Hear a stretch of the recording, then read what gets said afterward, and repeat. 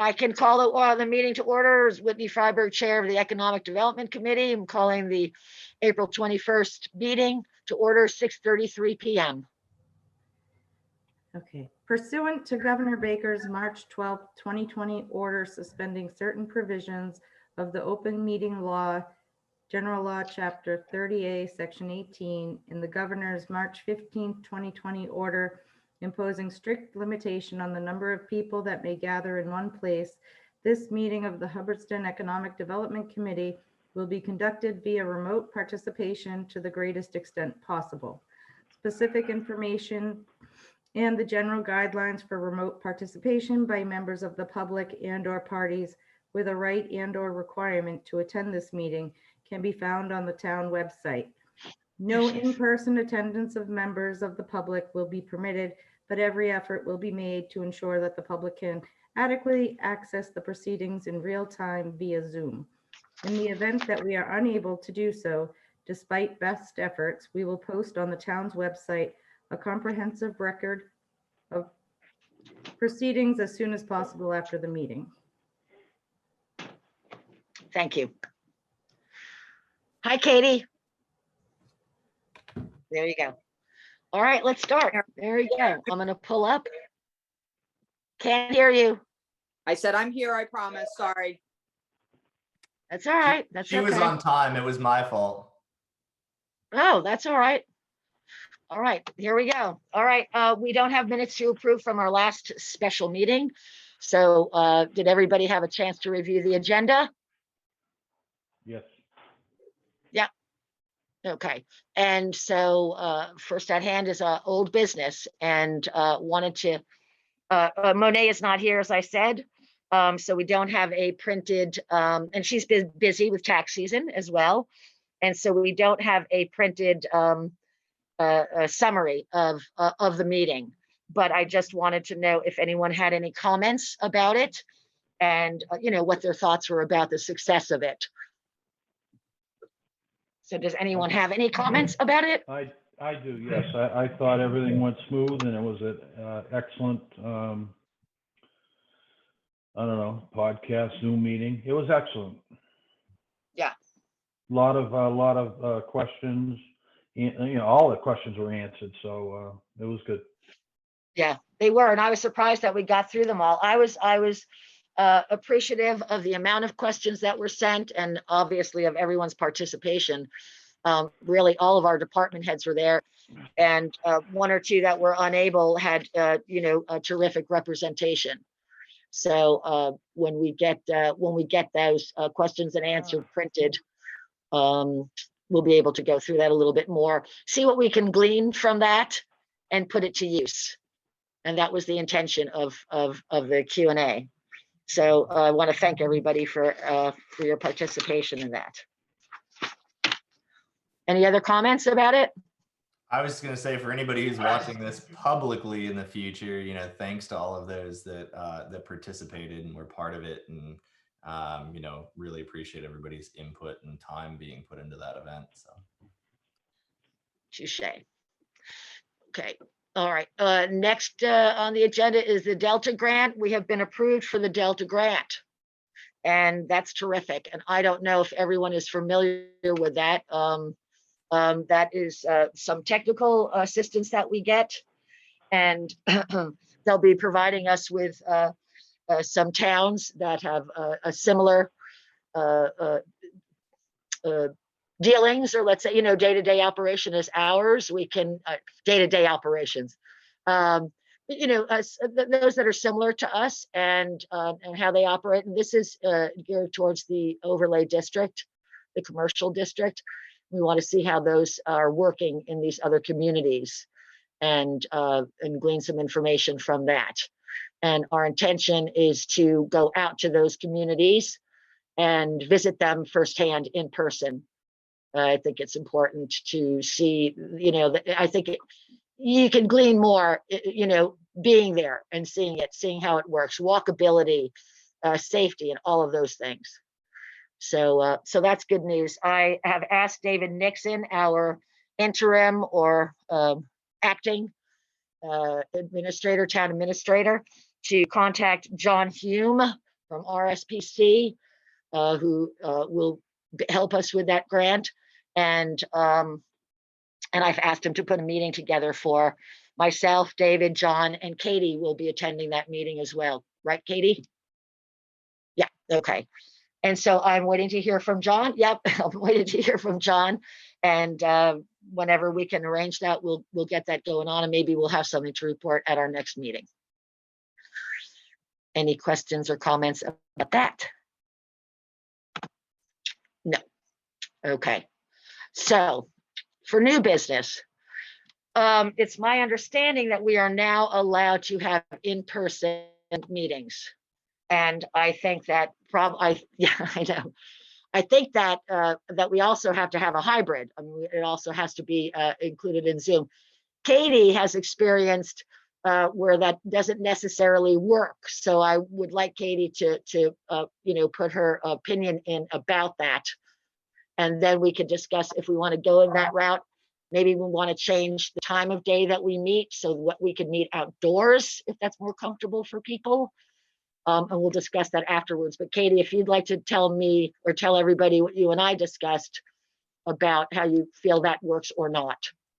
Well, the problem is the lack of it. When I have been in hybrid meetings where we have some people that are in person and then we have some people on Zoom, and the people in person don't necessarily, their voices don't necessarily get picked up on the video, the recording from the computer. They're definitely like not, the faces are not on there. So you can't see them in person necessarily because the computer screen only, the camera only goes one way. So I pressed it as well with David and for the offices and stuff like that for future.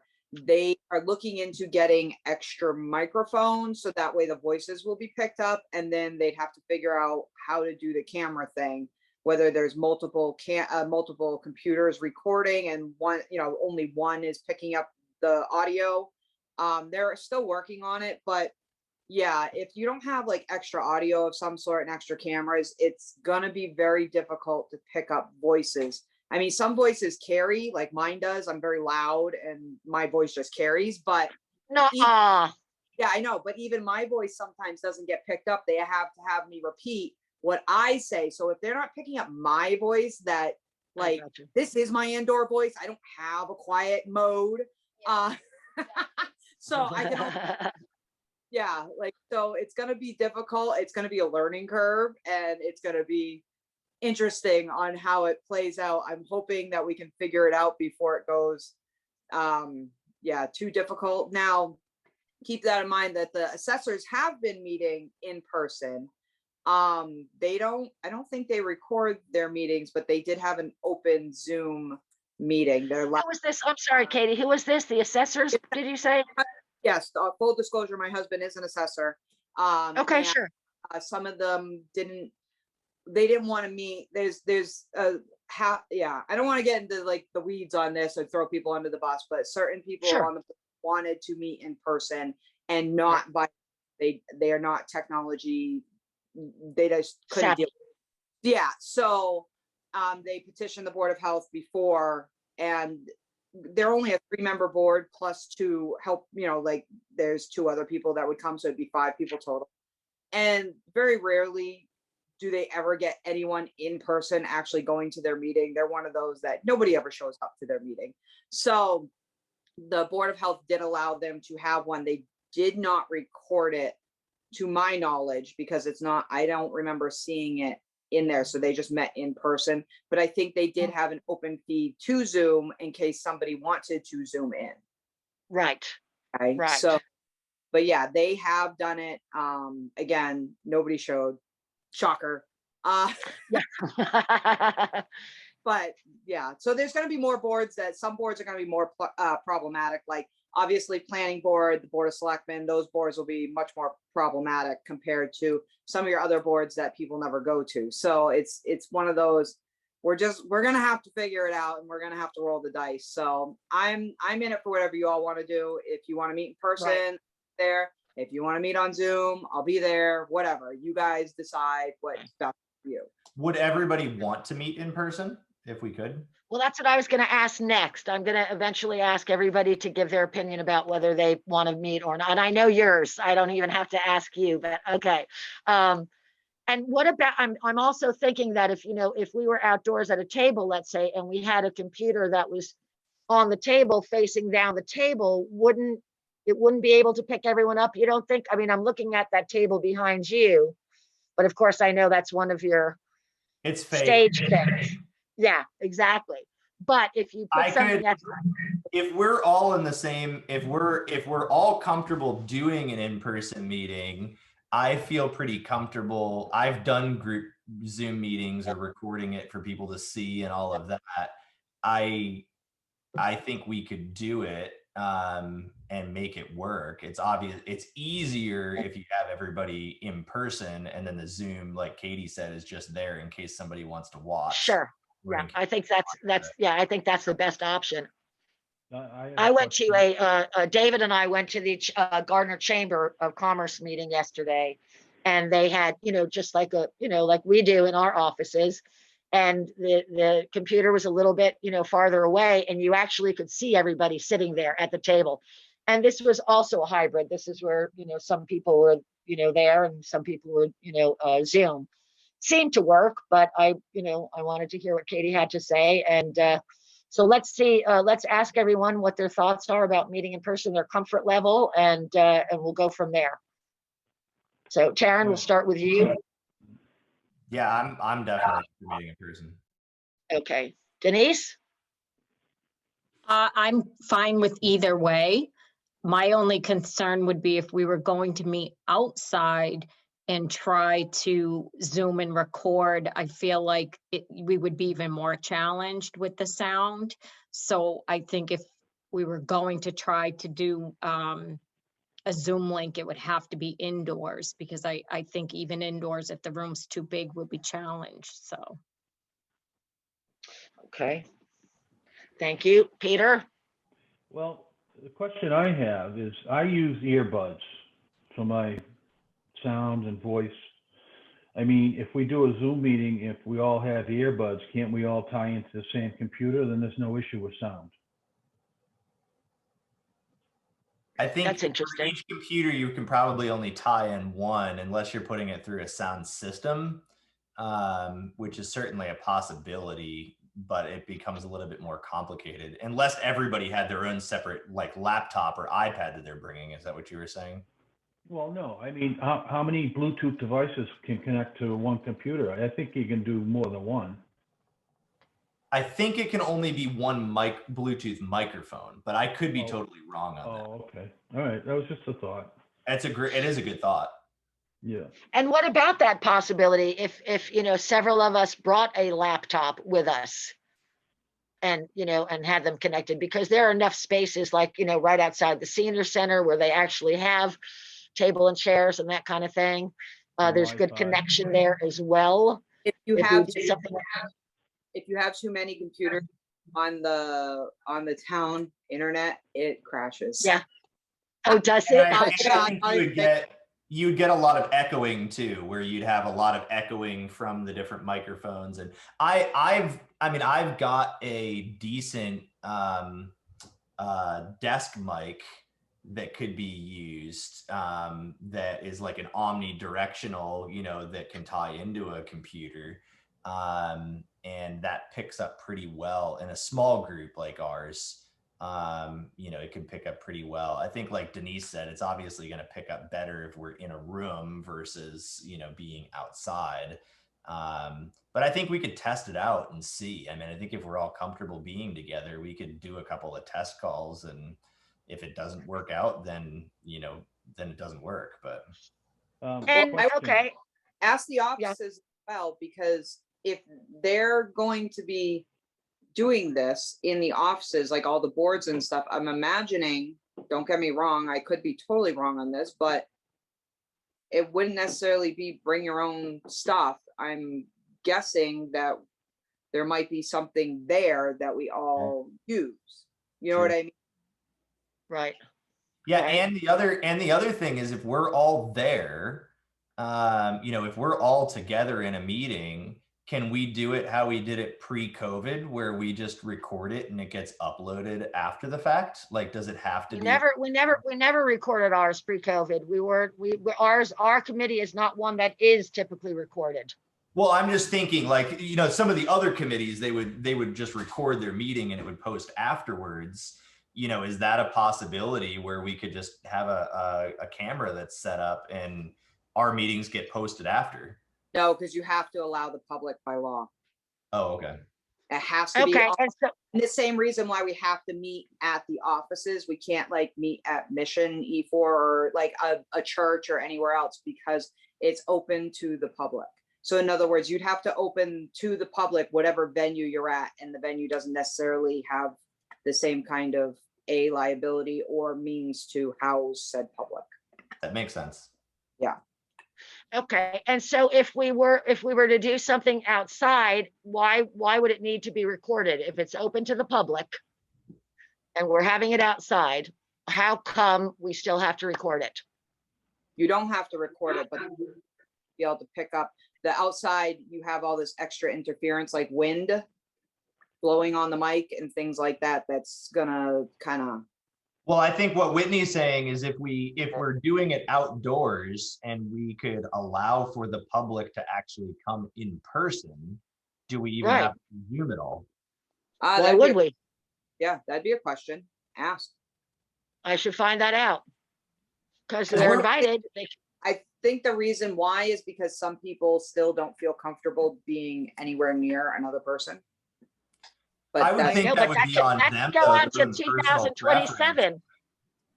And that could go on for another 15 years where people. No, I'm just saying. That's I gotcha. The option. Yeah, and it's not like we really have that many people that have ever, I mean, we've had one or two that have ever attended meetings in the past. You know, that's easy to accommodate. And if people are nervous, then they don't come, you know, it's. Right. Well, I'll ask that question to Lori or whomever, you know, could give me that answer. I think the next thing to do is watch over the next month, you know, maybe, you know, some of the boards or committees have found a way to do this and, you know, just kind of take their lead, see how they're doing it. And if there's a way that seems, you know, doable for us, might be able to slip it in even to the next meeting, but if not the next one, then shortly thereafter. In the meanwhile, if we were to do that outdoors, let's say, are people wanting to change the time for the meetings? Is that something that needs to be considered? I mean, it's going to be, you know, light out at 6:30 for the next, you know, 7 months or whatever. So I don't know that that's a concern. But does anybody feel that, you know, there needs to be a shift in when we're doing it? Well, our start time is with our end time.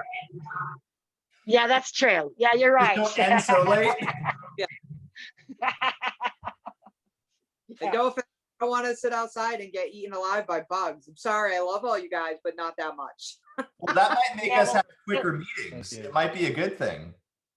It might force us there. You're right. I like it. All right. Well, we'll check back and I'll you know, I'll update everybody with, you know, what I see or what I find out, and we'll go from there. Why can't we meet inside? Well, we can, but I'm not for that at the moment. Oh, all right. I think until, you know, I mean, I can't ask everybody. It's a very personal thing. Okay. I will only tell you that I haven't yet been vaccinated. And so I don't think it's appropriate for me to meet indoors. I'm not going to ask anybody else about their status with their vaccinations. It's completely inappropriate, in my opinion. I've been inoculated.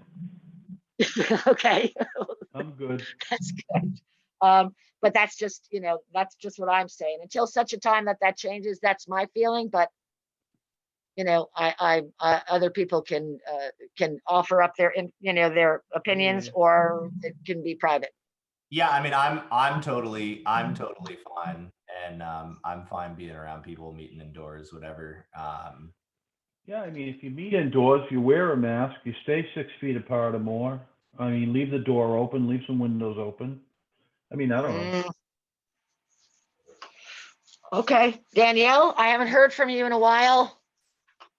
I'm fine with meeting in person and fine with inside or outside. Yeah, I mean, I'm Yeah, either way. okay. I don't care. I was just curious. Alrighty. Did you say you're a purist? No, I said I was curious. Oh, okay. I'm fine indoor or out. I Purist. thought he said he was a purist, and oh boy, I wasn't going to let that slide. No, I didn't say Okay. that. Okay. Any other comments? Any other suggestions? No. Okay. There we go. And then we go to, okay. So permits, requirements for weddings and other events at various venues. I have looked into this. Yes, we don't have anything particular on the bylaws. But that doesn't mean that they're permittable. And so I looked back to and listened to a voicemail that Joyce Green left me about a year ago, maybe longer, about that. And she also gave me some literature. And then Alice Lidwell had mentioned to me, she's the planning board, had mentioned to me that Rutland had done recently done something with their bylaws. And so I contacted the town, and they were nice enough to send me all of their documentation about it, as well as the letter of acceptance from the Attorney General's office. It's a very, not complex, but it's got a lot of information. I'm going to give you a couple of the highlights in it so you understand why this would be necessary. I think, the focus, Katie and I had worked on this a long time ago, visited a couple of places that were, contemplating having weddings and that kind of thing. It would be a terrific avenue for visitors and tourism and like that, to be able to advertise our area for these types of events. And I think it could, be very successful for us. So I'm going to read you a couple of things on this particular document. Let's see. Okay, so what it's listed under is the agricultural accessory use. Okay, everything from definitions, permits, procedures, and authority. And so, for example, they allow fruit, pumpkin, or related you-pick operations, hay rides, on-farm farmers markets and roadside stands, cutting your Christmas tree farms, agricultural museums, and that kind of thing. Currently, before this. So one of the things that's important, that I think the reason that we need to have an involvement in this, is that their requirements are finding whether each site plan listed has been adequately addressed. And here are some of the things: noise control, off-street parking, loading areas, traffic control measures for roads leading to the facilities, refuse disposal, sanitation, crowd control and security, fire protection, lighting, screening from neighboring properties. So I mentioned those things just to give you an idea of why just simply saying to our farms and all that, yeah, go ahead and do whatever you want, is not the way to go about it. There's too much liability. There's too many things that need to be considered. And that's not even including things like liquor permits and making sure that your caterer is certified and that kind of thing. So that's why I feel that, this document can really be helpful for us to create a guide for allowing and changing the bylaws and having our farms have, multiple uses, which would be a great thing for them as well as for the town. Any thoughts about that? Agreed. What's that? I agree. I agree that there needs to be a guide or, whatever, some kind of, so like they don't step into things and get themselves sued.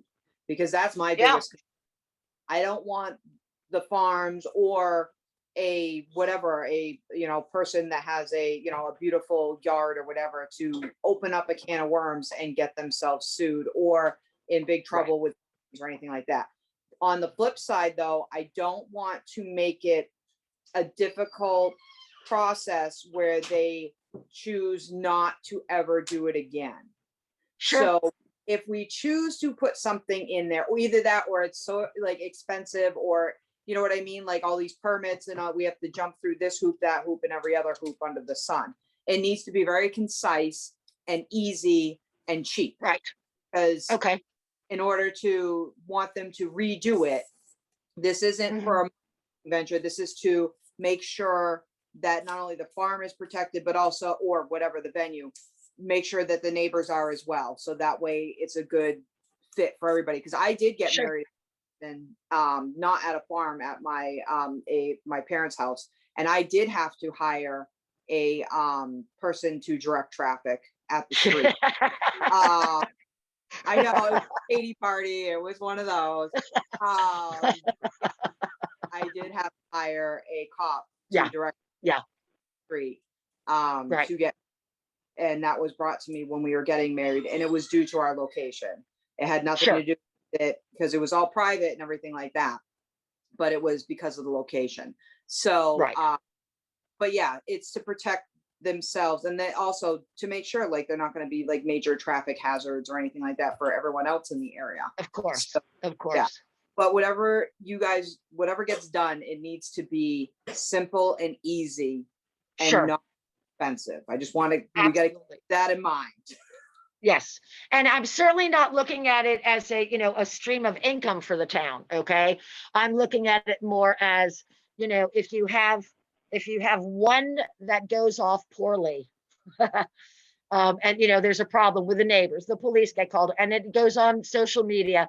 I feel like it's going to be hard to be able to promote us and to continue to promote us. So, I'm thinking of, just having like a format, and that makes it very simple. The next time you have an event, you just register it. You show that you've got a liquor license, whatever, and it's done. It shouldn't be complicated, and I don't want it to be complicated. And we'll work on that, and we'll make that recommendation and see if we can get that changed. And I'm thinking that this might even have to go through the select board as a bylaw, a change. Well, not the through. It has to be voted in. If it's a bylaw change, it has to go through town meeting and be voted in. Yeah, and I do think that this falls under bylaw change. I think that this does.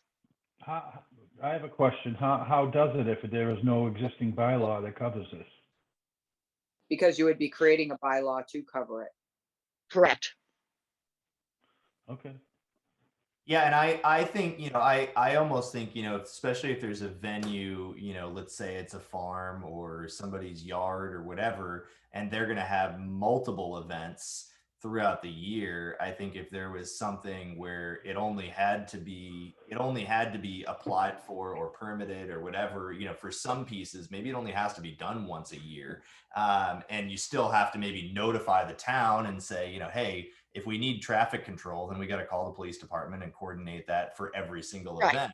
But as far as, certifying this property as an event space, that only has to be looked at once a year. It doesn't have to be looked at. I agree. Event or something like that. Yeah, I agree. And I think if we had a format for this that was easy, and and it was followed, and we had good, not, kind of what I say, coverage of it, but we had it down to a science, let's say, we could, some of these venues can really make a go of it. We're all covered. It's, it's perfectly legitimate. Everything's fine. Here's a couple of things you have to do with each event. But you know what? No matter where you're having an event, I've been doing this for years, catering and event planning. You always have to show proof of this, proof of that. This is correct. This is whatever. Doesn't matter. Whatever the things are. Yeah. Doesn't matter. If it's a hotel, you even have to show them all of that stuff. This, so it shouldn't, it's not as if, we're asking for anything out of the ordinary, let's say. It might be new to them because this is a new venture for them. But I agree that it should be in the simplest form that it can, and make it as easy for them. You register once, and then on each event, you just turn in 1 or 2, 3 documents of whatever, that it is germane to that particular event, and you're good to go. Whitney, I have a question. Sure. So do we have anything in place right now for residential, and would they have to follow the same guidelines? I mean, I do know some folks in town who have, they call it a farm, their property, they have a lot of land, and they Right. have weddings and whatnot. So what happens for those folks? And is there something that they're supposed to be doing at the present time when they're For having what weddings? For which folks? For folks that just have a large piece of property but are not a farm? Correct. They're not like a considered a real farm, but they call Right. themselves a farm and they farm, Right, but right. not to that extent. Sure. Well, I think at our Q&A, we asked that, and Kathy Hansgate answered that in order to be declared a farm, you have to have 5 acres here in Hubbardston.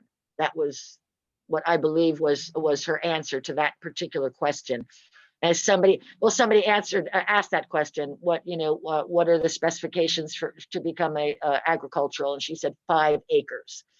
As far as private residences, if it's one thing like Katie's wedding, that was at a family home. If my nephew wanted to get married in my backyard, I should be able to do that. That's perfectly fine. However, I think it becomes not an issue, but there are some other regulations. Let's say if you're turning it into a business, and you're going to have, you're going to do it with some continuity or some, you're going to continue doing it. And then I think it might just fall under where you are, or if you are in the commercial district at all, it might fall under that. But as far as, would it fall under a similar thing? I mean, I from what I'm hearing, there's nothing that's really guidance on events at all in Hubbardston. No.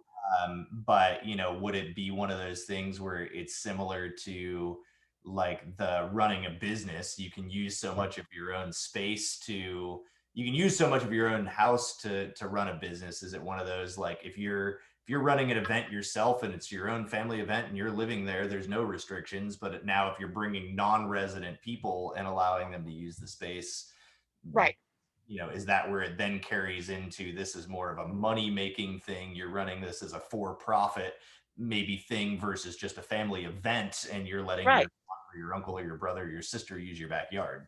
Exactly. Yeah, I'd say that's the difference, whether you charge or you don't charge. Well, that's what I mean by turning it into a business. Your event was one thing, but turning it into a business, whether you're doing it once a year or 10 times a year. I think that there was another question that was raised at the Q&A, but now I can't remember what it was, but it did kind of hit on that a little bit. About the use of the yard. The use of the yard was not included in the 20% of your home. Was not included in the 20% of your home. So you could use your yard. They could use your bathroom and they could use your yard all they want to. Yeah. Yep. So, and I will look into that as well to make sure, because, I think that's an important thing, but I think that might, depend on if you're in a commercial district or not, because, we all have to also think about our neighbors and that kind of thing. And if it brought up part of that too, that part of this would not only be to try to protect people from doing something stupid that might get them sued, but it's also, right, to put some things in place to make sure that we're not creating disturbances for neighbors or, traffic control or things along that line. Right. Got 500 cars, coming down the road or something that, normally wouldn't have it, obviously that's going to create bigger issues. So. Right. I will talk to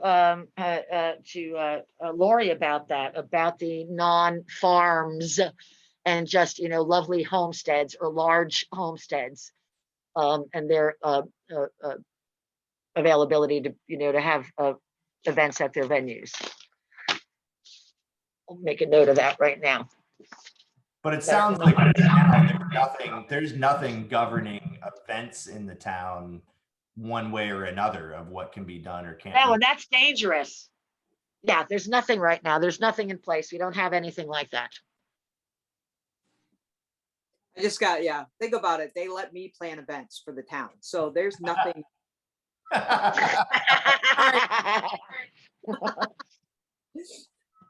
Touche. Touche. But yeah, I don't ever think I remember seeing anything about events in town. I know if it's on town property, certain channels, but other than that, I don't think there's I mean, if it involves food, you got to contact the Board of Health. But it's like so piecemeal. That's kind of just stuff that no one tells you to do that. Not that like anyone's going to knock on your door and be like, oh, you need to do this, but there should be some kind of forced, like, if you're going to, be a business in town doing this, here's what you need to do. Apply for this permit once a year. Every event, you got to just hand us this paperwork and let us know. Right. And you may have to hire a cop. And we make it simple like that. Exactly. Problem. Yep. Yeah. And I think you can even work with some caterers too, to say, here's some, I don't know all the lines, and this is out of my area of expertise, but, do you even, have some caterers that already have all the permitting handled? They're already approved at the town. They already have all their paperwork in, and that could be part of this package that we give to people to say, hey, you're looking to do an event in town. You can obviously hire whoever you want as a caterer, but they're going to have to go through the process of getting permits. Here's 10 caterers that already have gone through all the hoops, that they need to be approved in Hubbardston. Now, sure. The only thing is, to get all the vendors that aren't town residents have to get them for my large events, like the Hubbardston Fair and things like that.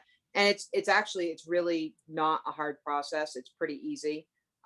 So, I mean, they fill out my form. They don't even have, I think they do have a specific form, but they just fill out my form.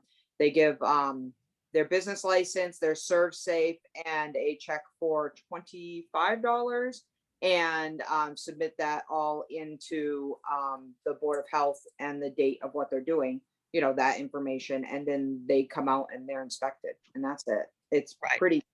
It's not, the Board of Health does not make it a difficult process. So awesome. Right. And typically there's been people that are Hubbardston town residents don't have to do that. No, because they're already pre-inspected. So if they have like the Hubtown Diner, Giacomo's, they already have an inspection of their property. So they don't have to pay that fee or anything like that. They just have to pay for the booth fee. You know what I mean? So, because they're already in town. Like the Lions food truck is already in town. They're already inspected. That makes sense. They do walk around and get checked that day to make sure that they're doing everything right. The Board of Health does look at their area, but they already have all their paperwork on file.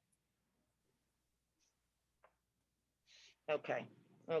And, I've only been asked maybe less than a handful of times to, to show anything to any towns, because inherently people are going to, not necessarily hire a caterer from your particular town that you live in.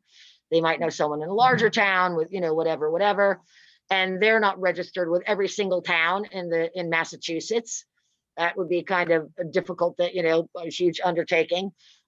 Typically you hire a caterer. If that caterer is not going to be involved with the service of any kind of alcohol, then the caterer is typically, good to go. And there's very little that's required from a caterer. So that makes it simple.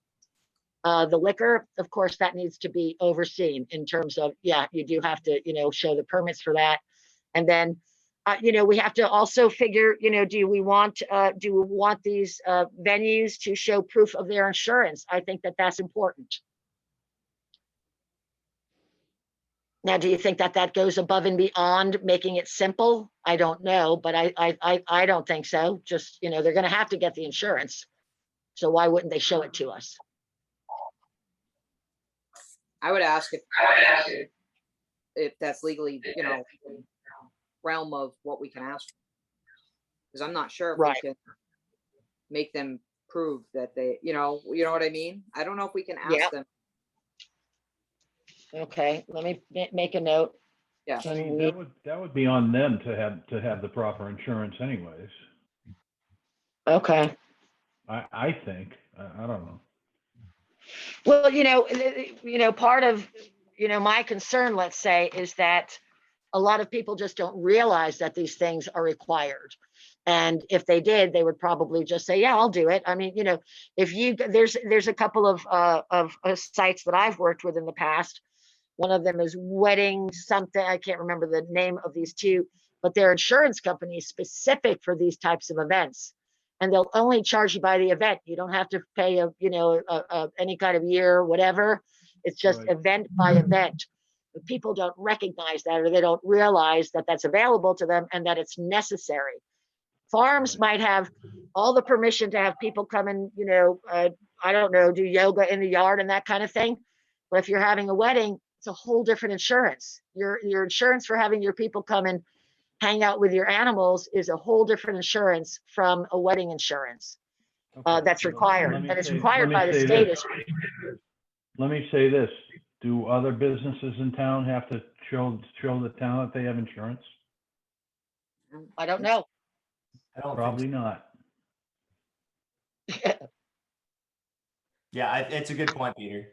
Yeah. Wouldn't, So, wouldn't the liability insurance go with the alcohol, like, because who would be how would they get that alcohol on to these venues?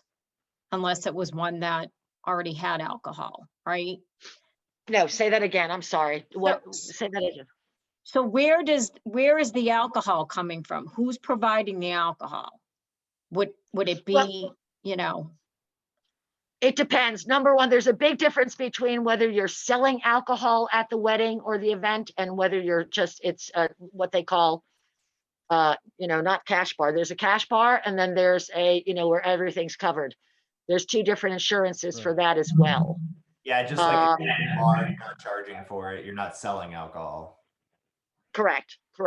And typically, if the alcohol is not being sold, that insurance can the catering company will cover that, but sometimes they don't. It's like, there's different segments to it, and sometimes you can combine with your caterer. They might have policies for serving alcohol that's written into their contracts with you, and it's covered that way. Sometimes you're required to go and get separate insurance for that, and a permit as well for having the alcohol. Sometimes the catering company will cover that. Other times it will not. Some catering companies don't want to, and some bridal parties or the bride and groom, they want to use alcohol from somebody else, or they want to get it from somewhere else and not through the caterer. And then they have to, provide the information from where they're getting the alcohol from, and have insurance for serving alcohol on their property. so can we find out how some of these, I don't know why that's echoing so bad. Yeah. Can we find out how some of these other towns do it? That, Sure. and maybe Sure, that that's would help, and maybe they can also answer, when that extra insurance, liability insurance kicks in and who pays it. Well, I know for if you get a 1-day pour license, I know how to do that because I do it for the fair. There Right. is a form on the town website that you have to have the provider fill out. They do have to provide a liability insurance. It's to the town because it's a 1-day pour, and it gets submitted to the Board of Selectmen, and then the Board of Selectmen either approve it or deny it. But that's Okay. for like a town event. I'm imagining a 1-day pour license, whether it's at a private venue or not, would still have to have a 1-day pour if you're selling. You know what I mean? If you're actually selling the alcohol. If you're giving it away, that's like a sketchy one. I don't know I don't know how that falls. I would think you would still need I would still think you would need a liquor license of some kind or the 1-day pour, but I would think you probably don't need to give any proof of insurance if it's not a town event.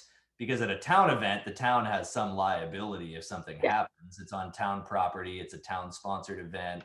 But if not, I don't think the town would have any liability if something happened. It's going to be on the business or the individual who has the liability.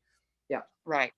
The 1-day pour license is only $25, so it's not a lot of money.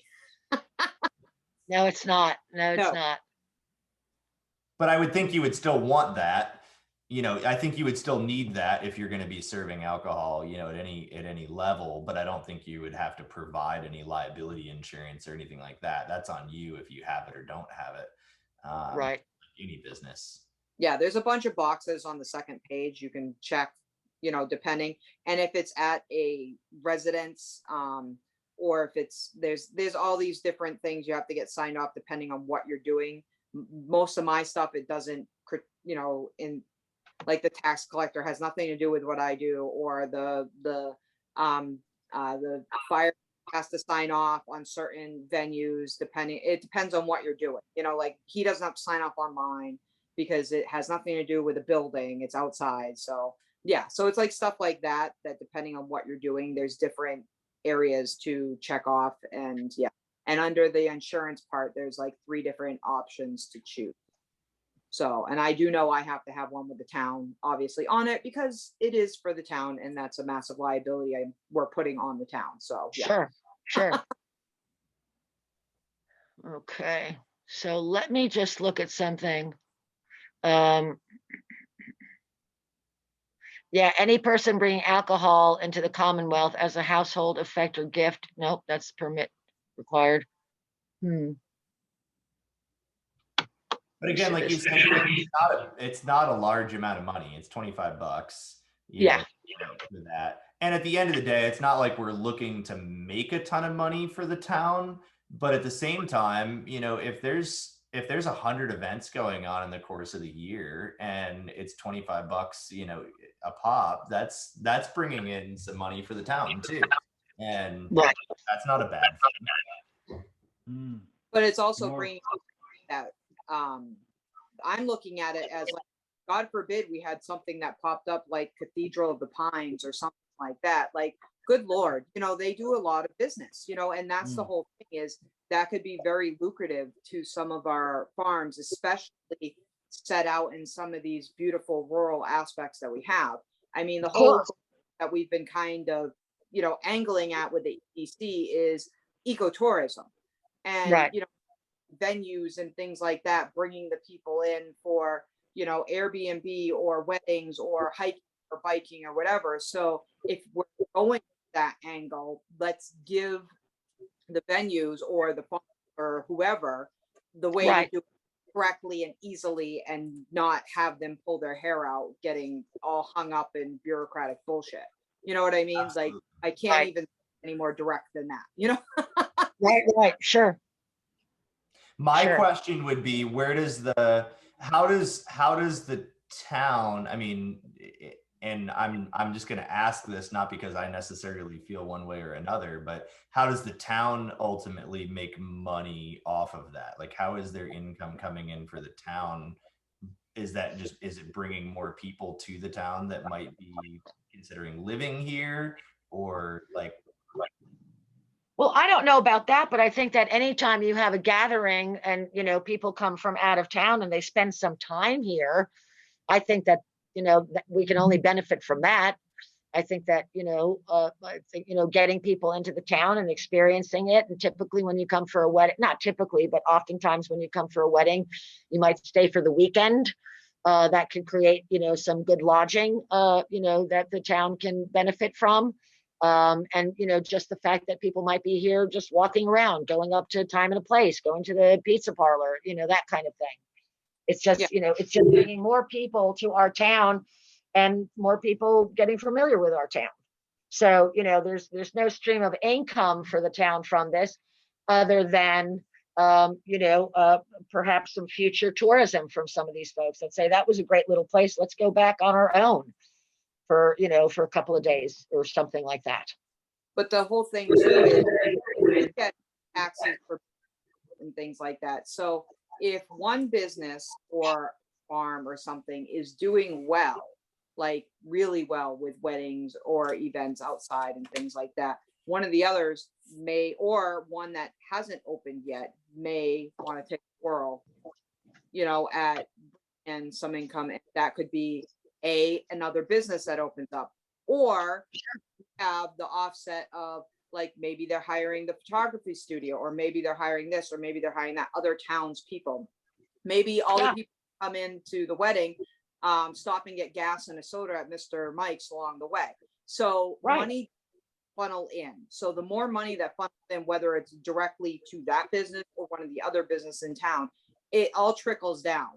And then on top of it, if you have these small permits that build up over time, but it's all a big web of just trying to not only put Hubbardston on the map for ecotourism, being a venue spot to, how beautiful we are, but it's also helping all the other businesses in the area with working together, trying to make us all look better and, do well.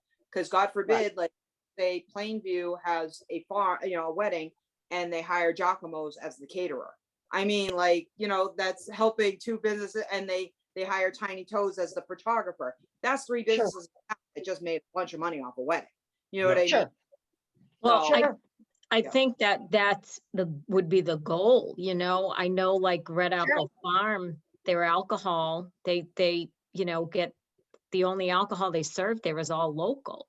They have the Hardwick winery, which out of all the wineries is my least favorite. So, there's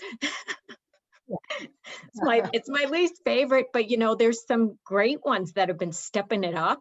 And that's what you would hope. You would hope that, I know that I'm pretty impressed with the Wachusett. I know we have one in town. Oh my God. I mean, and that's exactly what we would want. We would want those venues to hopefully, we need a brewery in town, then they can do their beer. We need a brewery with that has a chapel to do weddings. There you go. And an outdoor venue for, like the Wachusett does in Westminster. And Stone. Yep. No, that answers my question, Kate. That I think that's a good answer. I just I don't understand all the economics of all of it, and every single event, every single wedding, just every single wedding alone can provide income for 5 different businesses. There's no doubt about it. From catering, like you said too, maybe the people who are coming to the wedding decide to stay at local Airbnbs, and we're trying to get that up and running. And so it's like, hey, we've got Airbnbs that you can stay at in town, and that's now generating that income as well. So that's right.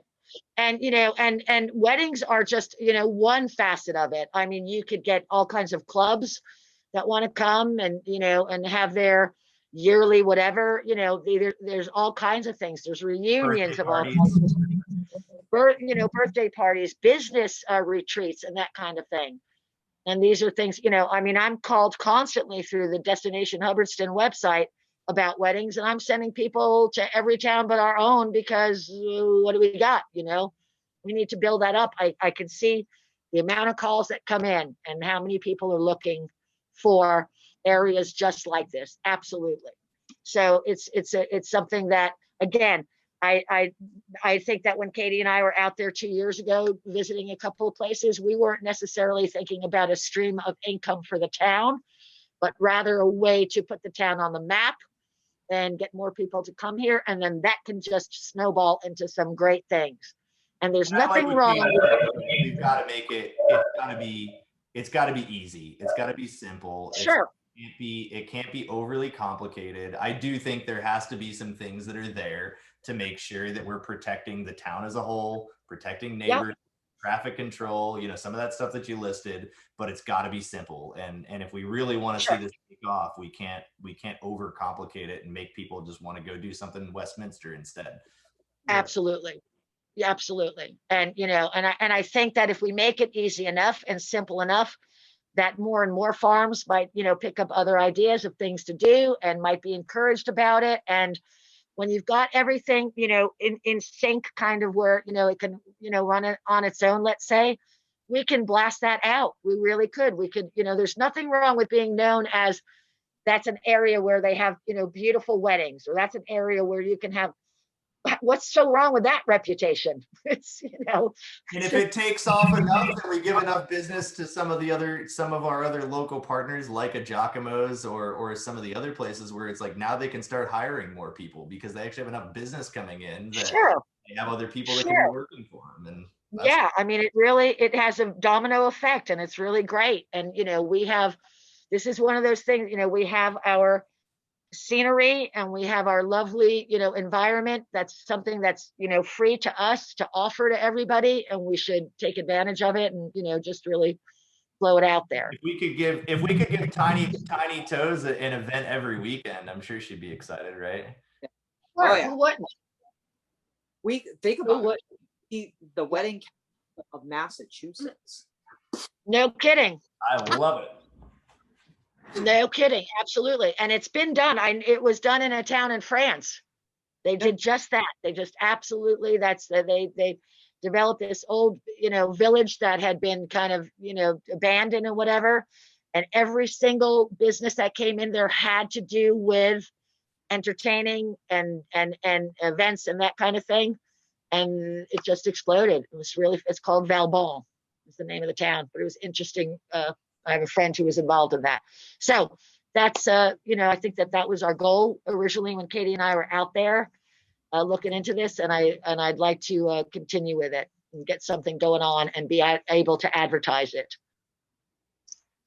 So, okay. Any comments, Danielle? You've been awful quiet. No, it all sounds good. One thing I was going to say is, you know, for the town making money, you also have, if people have to hire, you know, police or directing traffic and stuff, and, you know, Yeah. as was also mentioned, all the permits and, you know, going and stopping for gas or getting a soda. So Yeah. I can tell I you, think we have to, I'd be like the first one to stop at the convenience store to grab a soda, but you know, Katie Yeah, knows. Yep. Yep. So I think if we can make it easy and, you know, for people, I think it's a great venture. And it also took an introduction to Hubbardston too, like, because for people that have never been here, all of a sudden they drive by Rieta Ranch and they're like, what in the hell is that? You know, because believe it or not, there are people that have never heard of it, you know, and sure there are. following weekend to go, you know, or they drive by a place and they stop on their way back out, you know, whatever.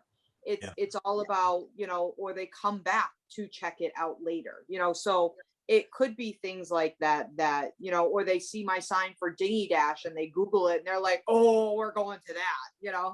You don't know. You have no idea until they get here what they may see or come back for. I've been through many towns, and some of them just recently driving around on a road trip to go to one destination, and we ended up like 4 or 5 other spots and like randomness and everything else, because I was like, ooh, what is that? We need to go check it out, you know. So That's my idea for the day. I love that.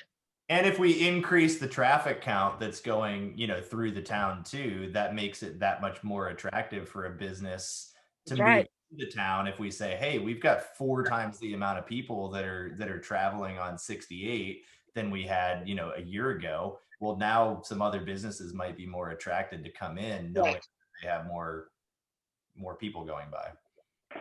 Right. I agree. Okay, good. Any other comments? Any other thoughts or suggestions? I've got a little bit of homework on that one, so I'm taking I think notes. Katie should be an event planner or something like that. She seems to have this down. you have no idea. It ain't easy. That No. I know. I would hire Katie in a second. Thank you, dear. Can she do it for the town? Can we vote that in? And Too late. Already got voted in. Okay, so there we go. Next on our agenda is the assignment of projects for our members. So we've got about 5 or 6 ongoing projects right now, and I need assistance with them.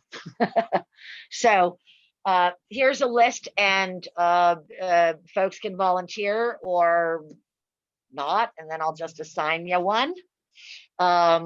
And some thoughts that I had for, who might fit the bill best or whatever. So we have the venues bylaw, and clearly I'll be working on each one of them as well. So nobody's going to be just like, here's the ball and go and run with it. So, I'll be able to be on all of these projects at the same time. Taryn, is that something, I think from what you and I were talking about earlier, maybe getting more involved with the venues bylaw might be assistance to you for information? sure. What do you think about that? Yeah, no, I'm Anybody, not. okay, anybody else interested in working on that particular project? Okay, it goes to Taryn and me. We've got the Delta, and that's Peter, Danielle, Katie, and myself. That was kind of, pre-done. Taryn, what do you think about Facebook? I think that probably at this point, maybe because of your heavy load, we need at least one more admin on our Facebook page. Agreed. Yeah, I think it'd be good to get somebody else on there that can be posting stuff. I certainly have not been as active as I would like to be with everything Understood. It's okay. Would it make sense at this point to at least put Katie on as another admin? I know you live on Facebook, Katie, but is that she's gonna knock you out in the parking lot? Or Denise? You offered her up for another project. Katie does enough Facebook stuff. Let me take something off her hands. Cool. So I can. Which page is it? I don't know if I'm. Hubbardston Yeah. EDC. If you go and like it, and then I think I can make you an admin once you've liked the page. Okay, I might have liked it. I just have so many pages. And then someone will let me know how frequently you want me posting things and the content and whatnot. I can send you the content. I'll send you whatever content I think of, and then if you could look at Katie's page as well. Katie does a really good job, like messaging and just saying like, hey, here's a really good thing to share, and just messaging it over, and all you have to do is just copy and paste it into the EDC page. And Katie's done a great job with that. I've kind of dropped the ball on taking a lot of what she's given me and getting it over there, but if you can take point on that, Denise, that'd be amazing. Sure. Yeah, And can you maybe work with Denise for a couple of rounds, let's say? Or do you feel, Denise, that you're comfortable enough with knowing all about this messaging and copying and pasting or whatever? Oh yeah, I follow a lot of what Katie posts, so she can just kind of give me a little guidance on what she thinks I should be sharing. I've already the EDC Facebook page like 3 times, I think, recently, for stuff to share that you can share. Now, the biggest thing is you can schedule it, so you don't have to do it like right that second.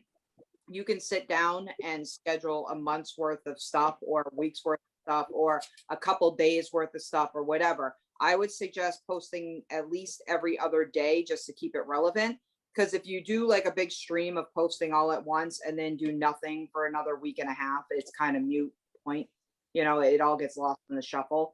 So if you like look at the thing that you like 4 things to share, schedule it out like every other day or so for a post. So that way it keeps it relevant to the page. And also it's not information and it doesn't get lost in the shuffle. It'll actually pop up into people's feeds if they're liking it. So, but yeah, I will keep sending things. Don't worry. Can't get rid of me. Terrific.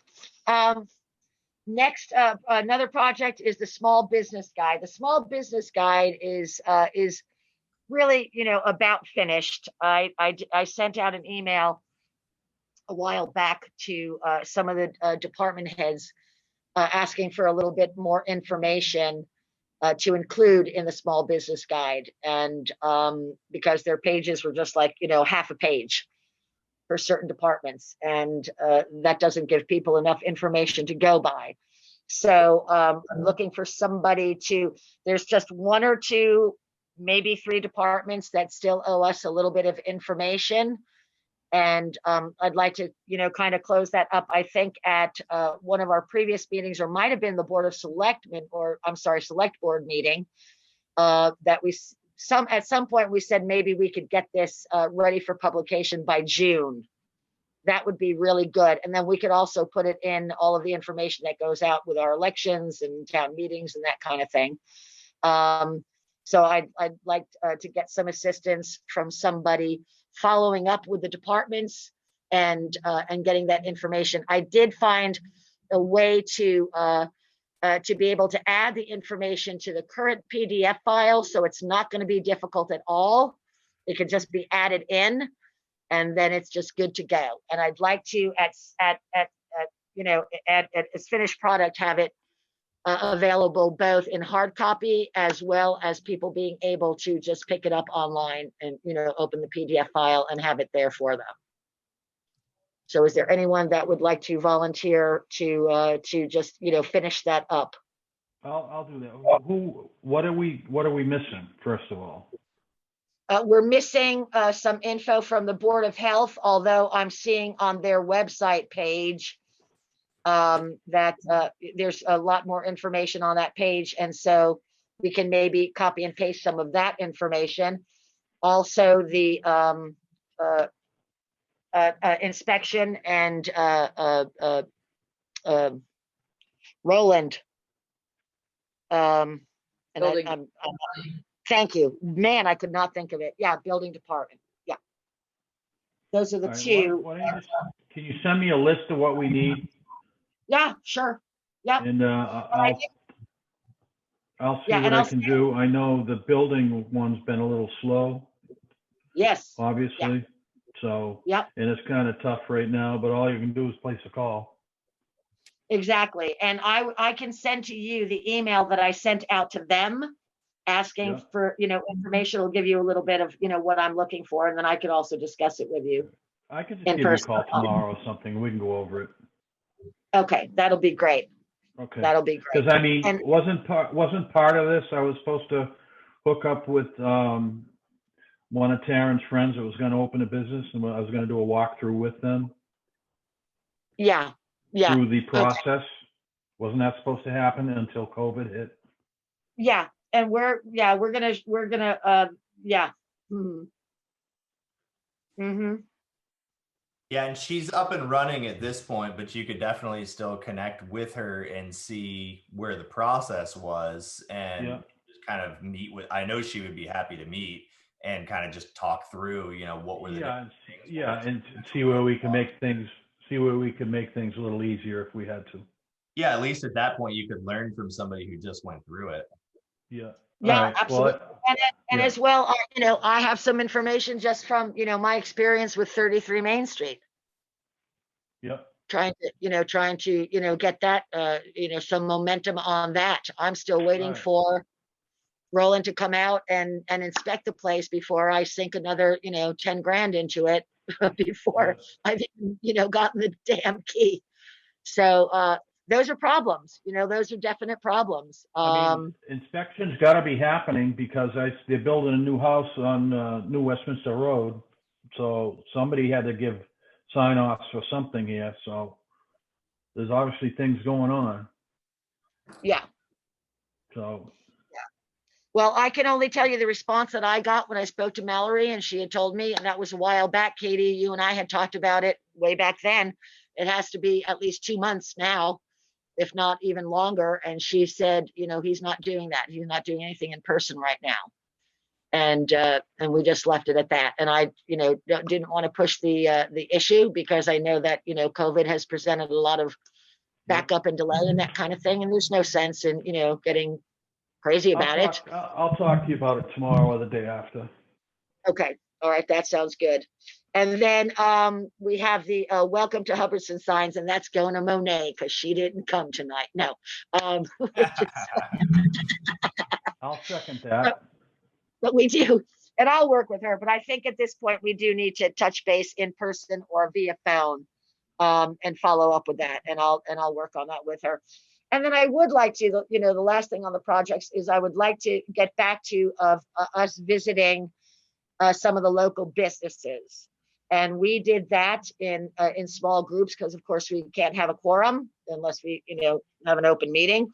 And Ryan was included in that. And I think Katie, no, you didn't come with us, did you? But Taryn was there, Peter was there. Yeah. Yep, and myself. And we visited a couple of places, and it was, put on the town website, and we could put that on the EDC website as well.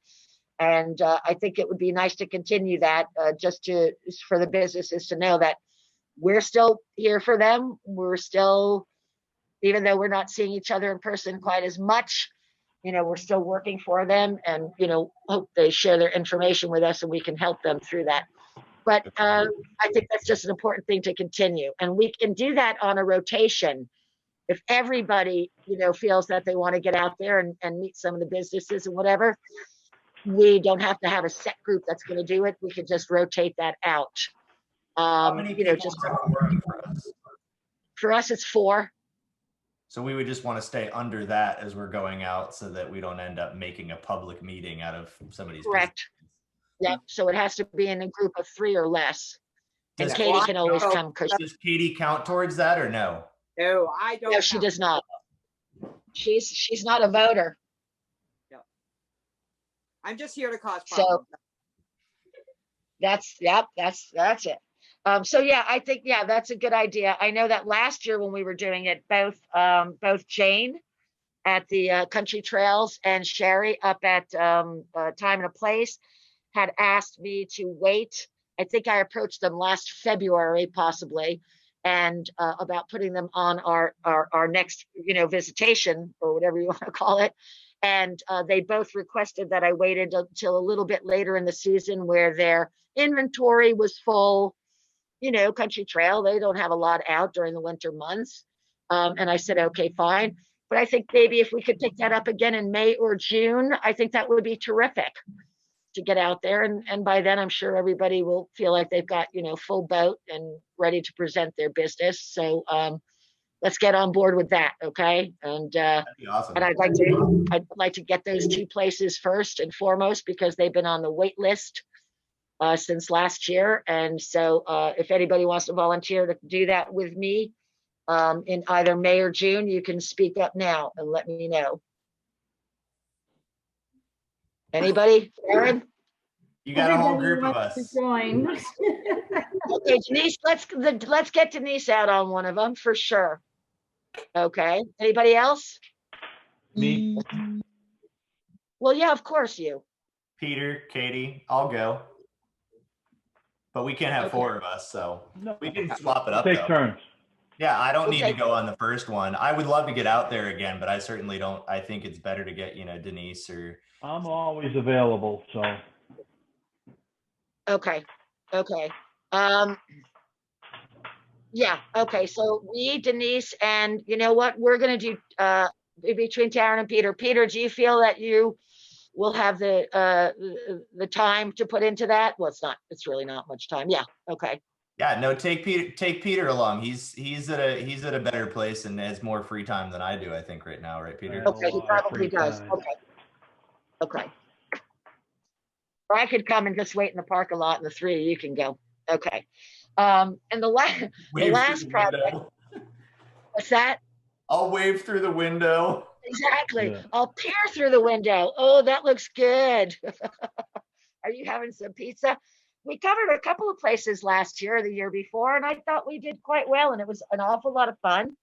And we really got to know some of the businesses, and and I think that a couple of folks were surprised at Kelly's the pallet shop, and when you walk in there, what you see, completely different from what you thought standing from the outside. And I think it's better that we know all these things and we can help promote them as best we can. And the last thing is I'm going to give you an update on the Quabbin Country website. And the Quabbin Country website is now currently up and running. We lost the domain. The domain expired on it. Yeah, so they took it, they took it down, so to speak. I think it says something about being parked, or maybe it just says the site can't be found right now. So I got in touch with the hosting company, and they were very nice. She gave me a lot of information, and the end result is that when Todd opened, started the website, he opened it with an email address that's called Quabbin Country EDC, and nobody knows anything about this email address. We cannot go in and renew that domain name without going through that email address. That is the address that it's attached to. And there's nothing that they can do about it. So I did send an email to Todd, and I have not received a response from him.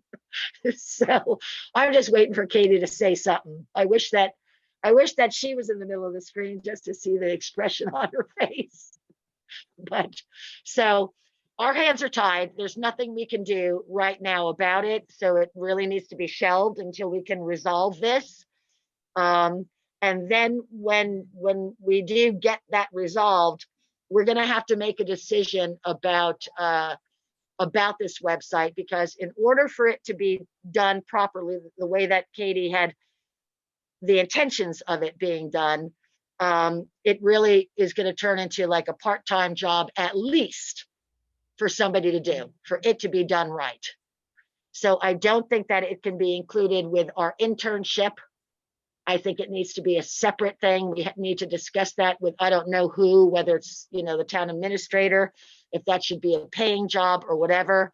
But I just don't think that it's going to be something that's available for our usage in the immediate future and for our intention.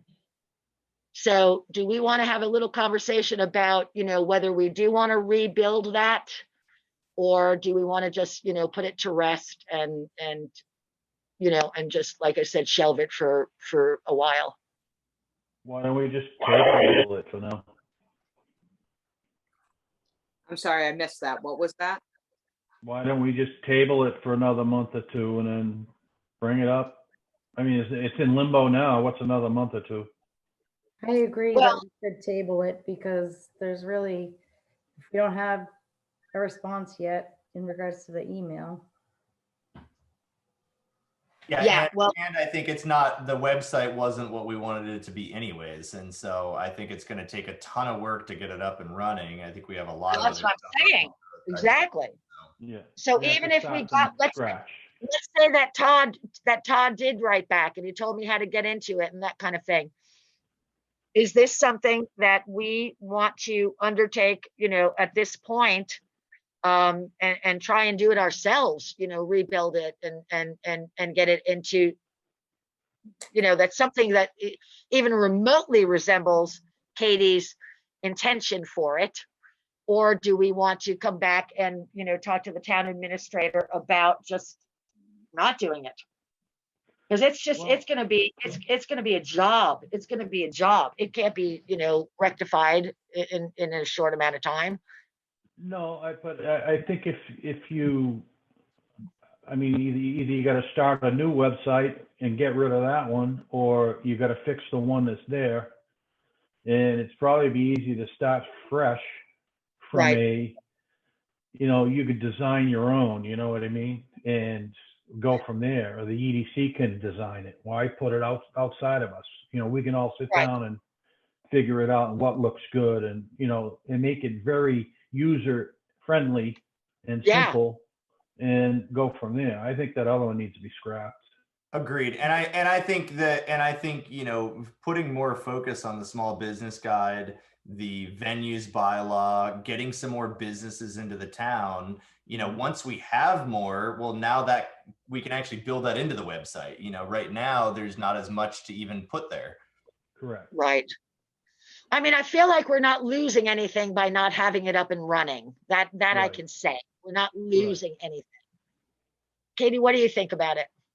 My whole thought process behind it is, what I have had, the first EDC meeting we had, I think I lost my shit on Todd. You did. You It was did. horrible. It was horrible. I don't think any of you were there except for Whitney. I just came in and I was yelling. It was because I wasn't even told about what was built. I just saw it and that is not what we talked about. Anyway, but so yeah, what he built was a directory. That's not what we talked about. That's not anything that was in the realm of things that wanted to be real. No. I have sent Whitney some real examples of what I was thinking of or looking of to use that other towns in our area or other counties in our area are using to advertise themselves very well. Now, Yeah. It can be super easy. Well, I say super easy. I say it can be done much in a better way, like on even a platform like GoDaddy. For the love of God, GoDaddy would have been a better choice. Sure. You could build it yourself. Now, the other thing is we would need somebody from each of the 5 towns to feed us information, because I only know so much about what's going on. I mean, I know businesses and I can see what like Hardwick Winery or Stone Cow Brewery or the campgrounds and what they're doing and what the towns are doing, like the Hardwick Fair and things like that. And we can try to pull information from the school about events that's going on, whether they're marching in a parade or they're having a spaghetti supper or fundraisers that they got going on. But the reality is we need boots on the ground town, to help feed us the information. I think it wouldn't be that hard to do if we had somebody from each town. I think Barry might be the easiest town because they have a business association. So there could be somebody in that business association or the business association itself that's willing to take on Barry's part, but that still leaves 3 other towns that, Right. to my knowledge, do not have an EDC. And I don't know what they have for like somebody that's very community orientated, but that's what you need, is somebody that is very community orientated, that has a clue on what's going on and can at the very least feed somebody the information to put it in. Right. But what is there is not even remotely what I had envisioned or I had talked to Todd about or anything. And that's not even in the realm of relevance to Quabbin country. All that is a directive. Right. Could you or Whitney maybe send a few of those other sites out to us just so that we can kind of see more along the lines of what you were thinking with that, Katie? Sure. Yeah. The other one, the really good one, Whitney, what was that really good one? The Other Side of Mass? Hold on. I have it. Hang on. I have it plugged. I have my phone plugged in. Hang on. Okay. Oh, I might not have it since my phone crashed last week. All right, hold on. Hold on. I knew, still and I think, knew at least for the time being, it makes the most sense to table it, but it would be nice to at least kind of know what the thought was for that to look like versus, Right. I mean, all I saw was a directory and that's exactly what it was. And it was asking businesses to go on and build their own page. It's like, well, why wouldn't I just build that on Google? Like it's the exact same thing, Right. I think the thing that really really put the plug in it for me was when Monet had said at one of our previous meetings that she found it to be not user friendly and Correct. very difficult to navigate and all that. And what's the point? Yep. I mean, no wonder, people backed out of it and just, didn't follow up with it. You've got to go through all of that. And that just doesn't make sense to have that. I know it was it was a great idea, a great concept, and it was just it just got put into the hands of someone who just didn't see the same vision that Katie had. And I don't know, just went in maybe a different direction on his own. And that's unfortunate, but I feel that resurrecting it in its, current format or whatever won't do us any justice. You know what I mean? It's been there now, Katie, what, 2.5 years? I mean, I would Yeah. think that if people were really interested in it and they weren't getting the information, they might have made a phone call. We would have heard something, you know what I mean? Or maybe received from some feedback. So I don't think that even when it was up and running, it had, any kind of audience or, any activity. So I think that my opinion is that it needs to be completely rewritten. That's my opinion. Kind of like you've got a restaurant and every 2 years they've got a new owner. Eventually you say, oh, good Lord, I'll just go somewhere else. You can only resurrect things, whatever, a few times in order. And then at some point people are just going to say, forget it. So I think if we came out with something fresh and a new platform for a new format or whatever, we might do better with that. Yeah. Yeah. I just sent that link that to a few of you. Denise, I do not have your cell. I'm pretty sure it went to Peter's cell and Danielle's cell and Terrence's cell. So Denise, yeah, I'm sorry, I do not have your cell number, else I would have just texted. I don't want her to put it on broadcast. I'll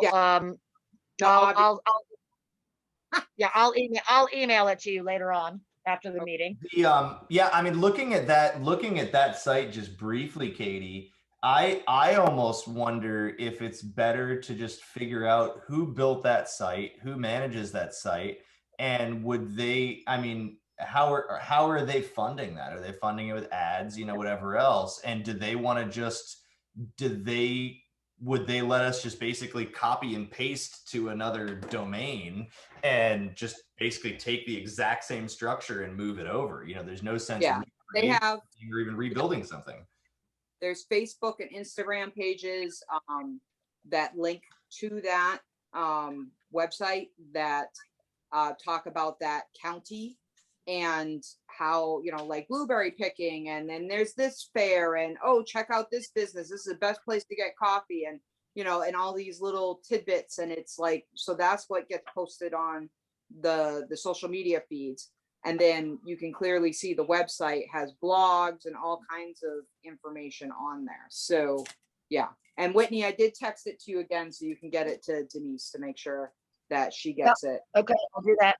I just posted it in the comments to all the panelists, so it Okay. should be in the chat bar. Oh, okay, there you go. Yeah. So you can click on that, and that's, like I said, their website, but it's much more user friendly. It has an encompassing, visit us, come see what we're all about, look what's going on, Exactly, kind of thing. So, and they've got that trip planner app is kind of cool too. They actually have their own app that's built that's like, hey, pull up your phone and just plan out what your trip's going to be every day. And exactly. So yeah, like I said, I'm kind of computer savvy, but not that computer savvy. So you be quiet. I'm cool. Thrown under the bus. I have my peanut gallery in the background. But anyway, but yeah, so like building that is above and beyond. I mean, yeah. So anyway, let's see who built that. Yeah, absolutely. Okay. Why not? Let's just go to them. I mean, if it's something that we like, let's just go to the people that are managing it and just say who built it. And at that point, if the town's willing, if the town wants to invest in having that same person do it, great. We already know they do a good job. Well, I think that we have $1,000 in our budget for this particular website. So we have to figure out we have to, if we're not going to continue with this website, we have to, I don't know if we have to report that somehow or whatever, or if that money gets pushed somewhere else or if it's taken back. And I will say, Katie, you have access to the town website, do you? I can change my page on special events. I think I have to be put in to do, if you want me to mess around with like different, like the EDC or something like that. I mean, I do have a login, but I can't just go willy-nilly and just be changing stuff. All right, well, I could talk to Lori about it as well, because when you go to the Hubbardston Town website and you go to Town Administrators page, Mhm. on the left navigation, and it has town, I'm sorry, the left navigation has biography, budget and finance, contracts, economic development, community survey, procurement, etc. When you hit on economic development, it originally was going to the Quabbin Country website, and now it goes to this site can't be reached. Hey, so here's an interesting thing. Sorry, that site that you just sent, Katie, that's part of a greater site called Visit MA. And Yeah. if you look at their about page, their page looks even better, but it's very similar format. But under the about section, it says the Massachusetts Office of Travel and Tourism is the state agency dedicated to promoting Massachusetts as a leisure and travel destination. An integral part of the state's economy. Tourism generates 1.5 billion in state and local taxes and 22.9 billion in travel related expenditures, supporting so many state jobs. But that's actually all through, that looks like it's actually funded through the Massachusetts Office of Travel and Tourism. I think we should just contact them and say, look, we love what you built for all these other towns, all these other sections of Massachusetts. Can we get a Quabbin Country division, for these 5 towns that the Massachusetts Office of Travel and Tourism can just build and manage for us? That would be fabulous. Show me the grant money. Seriously. Show me the copy and paste. Yes. I'm willing to make that phone call. I'll make that phone call this week to the Massachusetts Office of Travel and Tourism, and just find out, what that would entail, because it seems like there's all these other town and section areas seem like they're all connected to that. Why not tap into that if they already have a platform? All right, do it. Please do. Absolutely, that would be a blessing, and I would really appreciate it.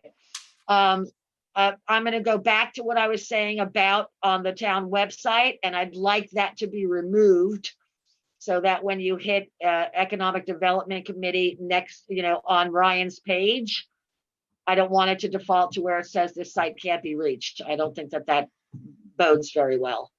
Well, then that you're going to have to talk to either the town administrator or Lori. Okay. And what's that?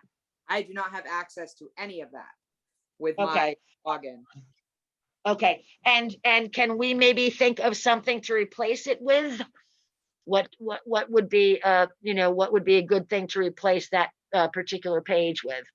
I can maybe create a page of what some of our projects are and our goals, and also some of the accomplishments we've done over the last year or two.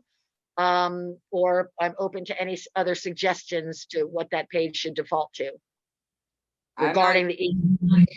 Sure where you're at. Was it under town administrator? So you go to. I'm on a phone, so if you tell me what it looks like on your screen, it's not going to look the same on mine. So what the hell did you go under is my question. I went to departments. I went to town administrator. And then on the page for the town administrator, there's a navigation bar on the left. It's got 1, 2, 3, 4, 5, 6, 7, 8, 9, like 10 things in the green section. Yeah. Well, that's totally bottom on mine. So anyway, so Hubbardston's already listed on this site. There's just no information, but there's already a section for Hubbardston. All right, you're talking about something different though right now. Yeah. Okay, so I understand what you're on. You're down the bottom on the tab. Yeah, Safari can't open. What about the hold on. Let me go back to the home. Okay, so when you're on the home screen, it says Visit Hubbardston. And then the Visit Hubbardston page has outdoor recreation, monument, historical sites, local businesses, and special events. So why not maybe something from there? Or where are you seeing that? Okay, so if you're on the home screen, go back to the home screen of the town of Hubbardston. Okay. Okay, the main screen. And Yep. there's the 3 boxes of town center, visit Hubbardston, and special events. Click on visit Hubbardston. On the bottom. Okay. And then when you go down on that, when you scroll around, there's outdoor recreation, monuments, historical sites, Yep. local businesses, and special events. But why not just have it tie back into this visit Hubbardston? Because economic development it's got the business. It also has the outdoor recreation and the special events, everything that kind of goes back to EDC. So even if it refunnels you back to this page, Right. it would be a better than coming up blank. You know what I mean? Will be better that, yeah, for sure. Oh, wow. But now, wow. And here's something I just saw. If you go down to local businesses and hit on that, it goes to Club and Country. This site can't be reached. Yep. So Wow. again, That's not good. right. It got tied in a lot because Yeah. we were trying to angle that, but unfortunately, you know, it all got screwed up and now it's can't even be used. So again, but we're not going to rehash that because I'm done. I'm over that whole fiasco. Yeah, sure. fine. Sure. Oh, I mean, I don't know. Maybe what we should do is when Monet, gets that in print about the Q&A, maybe we should have the Q&A, the questions and answers. Video, yeah. Scrolling for now. What's that?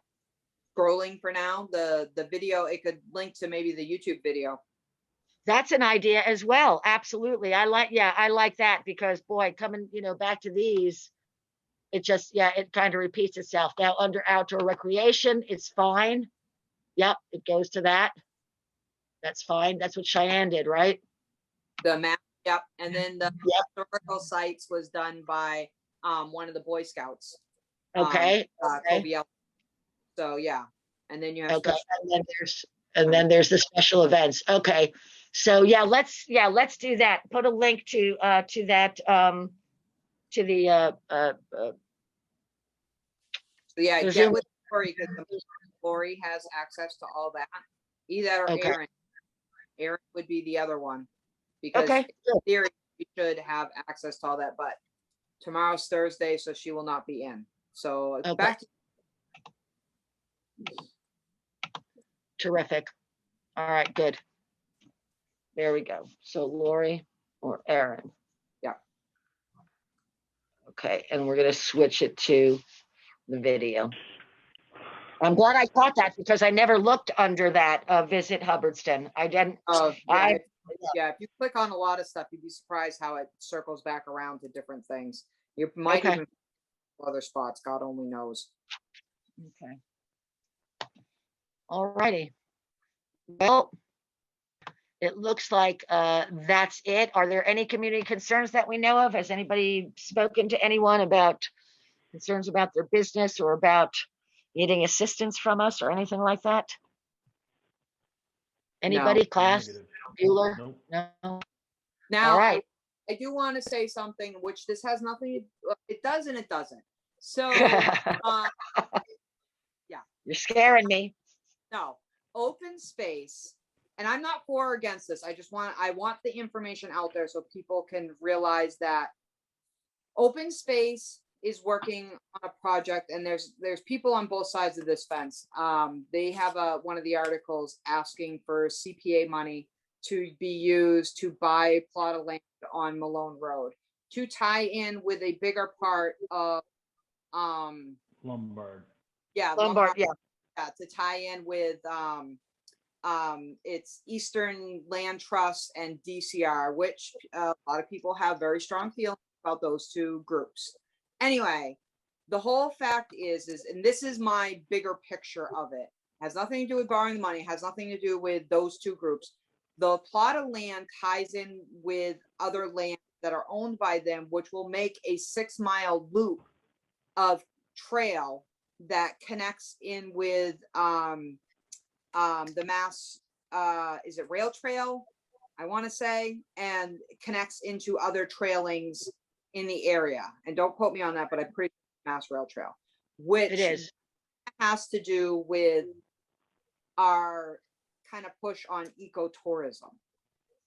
So I just want to make sure you all are aware of it, being the EDC, if that is still one of the goals of the EDC, like it was before, ecotourism. You may want to look into it so that way they are having a hike this Saturday. And on May 22nd also, they're having two.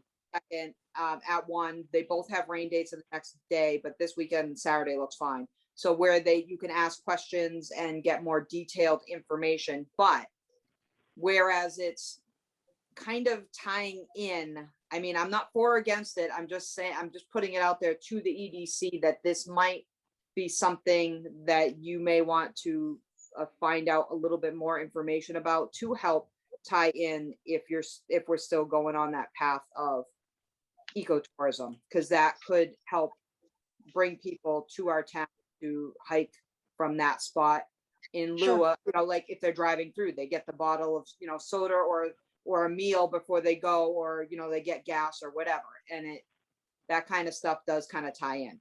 But anyway, and then the other thing is Plainview is having a spring fling this Saturday as well from 10 to 4, which has a lot of our local businesses set up there as well. So you guys might want to, Giacomo's will be there. Be Nice Farm will be there. Tiny's World will be there. Plainview obviously will be there because it's their farm. But yeah, there's a bunch of them, and you can check that out as well and talk to some of our local, farmers that don't necessarily have a brick and mortar, businesses that don't necessarily have a brick and mortar store. Like, because Be Nice Farm, they don't. Tiny's World, Giacomo's does obviously, but there's, makers and stuff there that, if you want to stop in and say hi, it's a good spot to meet some locals. Awesome. Anyway, Good. that's all. Okay, and also I've launched the Hubbardston Farmers Market, and that's an online farmers market for farmers, producers, and vendors as well. And it is a online farmers market, and you get to select your shopping from what's available. And so it's, it's not like a CSA where you get what's in the box for the season.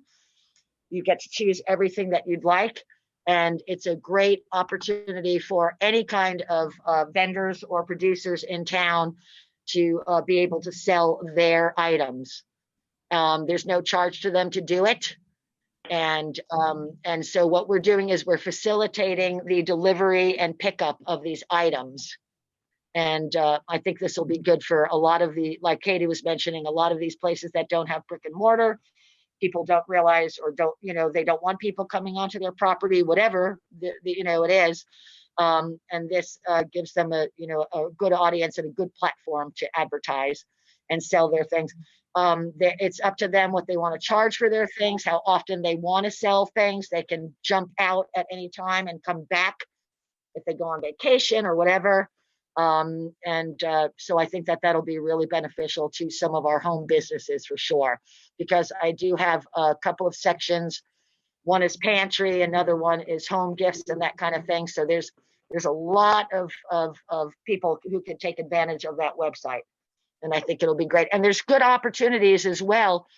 You can literally kind of tie into other things. Like if you were selling something and you wanted to do a cooking class, you could say, if you purchase, from this particular farm, because every single vendor, producer, and farmer is going to have their individual page as well. So a farmer or a producer could say, if you buy, 3 of my candles or whatever, you can come to a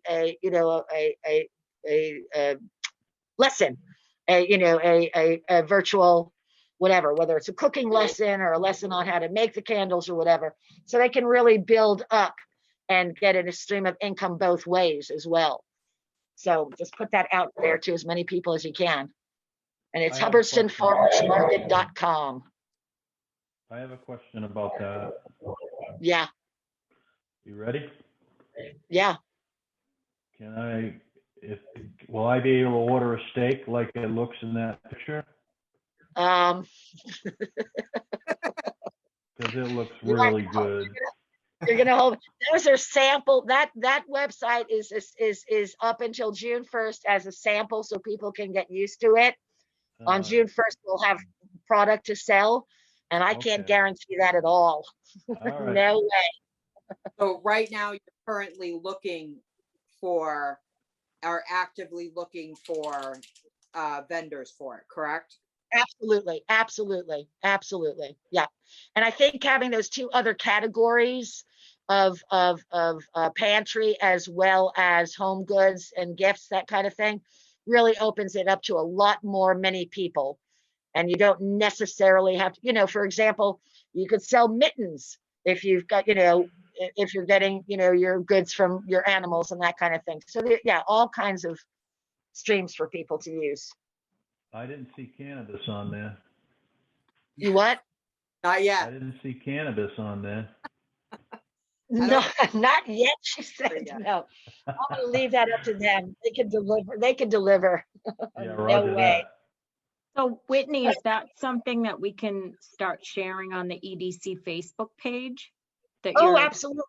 yeah, yeah, and that I'll you're send- looking for vendors, and Yeah. when does it start that they can order? June? So June 1st, we'll have product for. It'll be a live. It'll be, ready for people to purchase. Okay, but it would be good And- for me to put it out there that we're still looking for vendors to sign up. Sure, absolutely, absolutely. And like I said, those pages that are up there right now are so people can see some samples of what the end result is going to be, and give them Oh. ideas also for the things that they can do. Can make cutting boards if you're into woods and crafts and that kind of thing. I mean, home gifts and all of that. I don't know. Do I want people, selling computers on it? No, not necessarily. But things that have to do with food and entertaining and all that, I think would, fit into those categories very nicely. Kitchen, all that, dining. So a good way for those businesses that do not have brick and mortar to get out there. And plus, it's free to the vendors. There's no charge. And typically, to be involved in a farmer's market, it's about $600 for the season. Yeah. For the So day, usually. I'm not charging anything for that. This is for our farms and our producers to, to increase their business.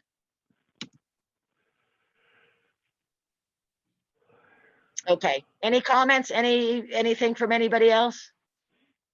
Negative. I think I'm ready for bed. Me too. Yeah, I feel the same. That was a quick All meeting. right then. It was Yeah. good. I need a motion to close the meeting, right? I need a motion to close the meeting. I'll make a motion. Second. Thank you. 8:20, meeting is closed. Thank you, everybody. Thank you very Awesome. much.